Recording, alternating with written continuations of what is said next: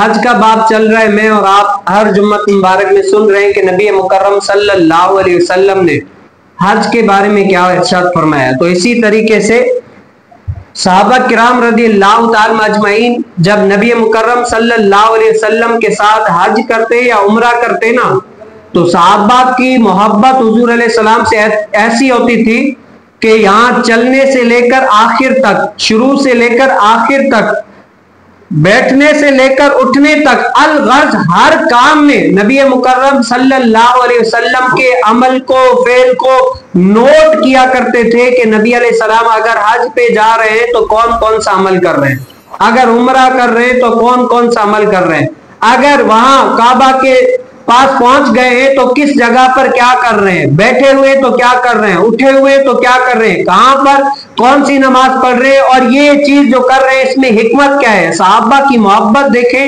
جو نبی علیہ السلام عمل کرتے نا اس عمل کو نوٹ کرتے اور وہی عمل بعد میں خود کرتے تھے۔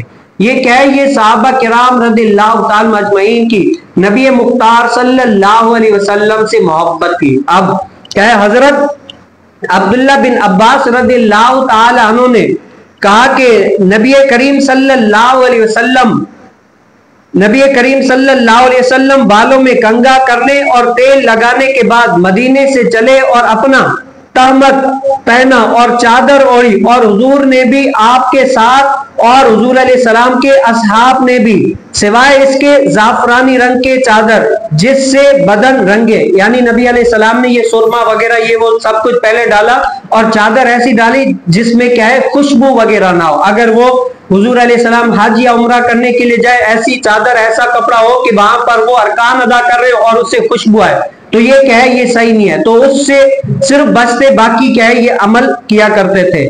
اور تہمت سے منع نہیں فرمایا۔ صبح تک ذوالحلیفہ میں رہے، اپنی سواری پر سوار ہوئے، جب مقام بیدا پر چڑھے تو تلبیہ پکارا، اور حضور نے بھی اور حضور علیہ السلام کے صحابہ نے بھی، اور حضور نے اپنے اونٹ کو کلاتا پہنایا، یہ یعنی پٹا ہے پہنایا، اور 25 ذی الحجہ کو ہوا اور 4 ذی الحجہ کو مکہ آ گئے، پس آپ نے بیت اللہ کا طواف کیا اور صفا مروہ کے درمیان سعی کی، اور اپنے اونٹ کو چونکہ قلادہ پہنایا تھا اسی لیے احرام نہیں کھولا۔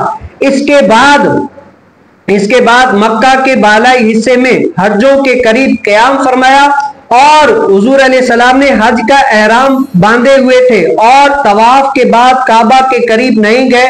جب عرفہ سے واپس ہوئے تو گئے اور اپنے صحابہ کو حکم دیا کہ بیت اللہ اور صفا مروہ کے درمیان طواف کریں، اس کے بعد اپنے سروں کے بال کتروا لیں اور احرام کھول دیں، مگر وہی لوگ جن کے ساتھ قربانی کے اونٹ نہ ہو اور جس کے ہمراہ اس کی زوجہ ہو وہ اس کے لیے حلال ہے، اور کپڑے اور خوشبو بھی۔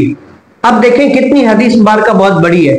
اب صحابہ دیکھیں نبی علیہ السلام کا ہر عمل نوٹ کر رہے ہیں کہ نبی کریم صلی اللہ علیہ وسلم صحیح کر رہے ہیں تو کیسے کر رہے ہیں، صفا مروہ پہ جا رہے ہیں تو کیسے جا رہے ہیں، اور وہاں پر عمل کر رہے ہیں تو کیا کر رہے ہیں، اور یہی نہیں بلکہ احکامات بھی دیکھ رہے ہیں۔ اگر نبی علیہ السلام یا اس کے ساتھ صحابہ کرام رضی اللہ تعالی اجمعین وہ اونٹ یا جانور وغیرہ ذبح کرنے کے لیے لائیں تب احکامات الگ ہیں، اور اگر نہیں لائے تو الگ ہیں۔ اب اس کے بارے میں کیا تعلیم ہے اور اس کے بارے میں کیا تعلیم ہے، صحابہ سارا کچھ نوٹ کر رہے ہیں، وہ کس لیے کہ فقط نبی کریم صلی اللہ علیہ وسلم کی پیروی ہو جائے، ہمیں اپنے محبوب کریم صلی اللہ علیہ وسلم کی سنت پر عمل کرنے کا یہ جذبہ نصیب ہو جائے۔ آج میں اور آپ دیکھ لیں کہ ہم کتنا نبی کریم صلی اللہ علیہ وسلم کی سنت پر عمل کرتے ہیں۔ آج تو ہم نے یہ لگا ہوا ہے نا کہ بھئی سنت پہ عمل کون کریں گے، او مولوی کریں گے، یہ کریں گے، جو دیندار ہیں بس وہی کریں گے، اس کے علاوہ نہیں کریں گے، کیا ہے۔ لیکن صحابہ ہر کام میں دیکھا کرتے تھے کہ نبی علیہ السلام کی سنت کیا ہے، نبی علیہ السلام اس کام کو کیسے کیا کرتے تھے، اور اس کام کو کرنے کے لیے کیا کیا حکمتیں ہیں، وہ ساری کی ساری حکمتیں اپناتے اور نبی کریم صلی اللہ علیہ وسلم کے ہر فعل کو اپنے اوپر نافذ کر لیتے۔ اسی لیے دنیا کے اندر صحابہ کرام رضی اللہ تعالی اجمعین دنیا اور آخرت میں کامیاب ہو گئے، اور اللہ نے صحابہ کے ساتھ کلّا وعد اللہ الحسنی، کیا ہے؟ جنت کا وعدہ فرما دیا. حسنا سے مراد کیا ہے؟ اللہ نے ان ہستیوں سے کیا ہے؟ جنت کا وعدہ فرما لیا. اور آج جیسے میں اور آپ کیا ہوتے ہیں، صبح سے لے کر شام تک نکلتے ہیں نا، کس کے لیے بھائی؟ اپنے پیٹ کو پالنے کے لیے، رزق حلال کمانے کے لیے. اور یہ تو علماء سے آپ نے سنا ہی ہوگا کہ انسان کو رزق جو ہے نا ایسے تلاش کرتا ہے جیسے موت انسان کو تلاش کرتی ہے. لیکن ہم رزق کی کھوج میں زیادہ لگے رہتے ہیں، اس کو تلاش کرتے ہیں. لیکن ہم اپنا یہ سوچیں، ایمان اگر ہمارے پاس نہیں ہوگا نا تب ہم کامیاب نہیں ہیں، اور اگر ایمان ہوگا تو جنت ملے گی.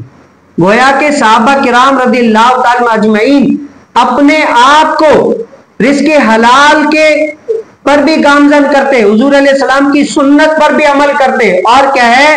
ایمان کی مضبوطی کے لیے نبی کریم صلی اللہ علیہ وسلم کے عمل کو اپنے اوپر نافذ کرتے تاکہ جنت مل جائے. اور اگر انہوں نے یہ کیا نا تو اللہ تعالیٰ نے بھی ان ہستیوں سے کیا ہے؟ جنت کا وعدہ فرما لیا. کہ اللہ تعالیٰ نے ان ہستیوں سے کیا ہے؟ جنت کا وعدہ فرما لیا، جنت میں داخل ہوں گے.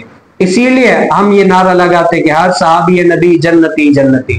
وہ اسی لیے کہ انہوں نے اپنے محبوب کریم صلی اللہ علیہ وسلم اور اللہ تعالیٰ کو راضی کر لیا. جب راضی ہو گیا نا، کہتے ہیں رب راضی تے سب راضی. اگر رب راضی نہ ہوا تو کوئی بھی راضی نہیں ہے.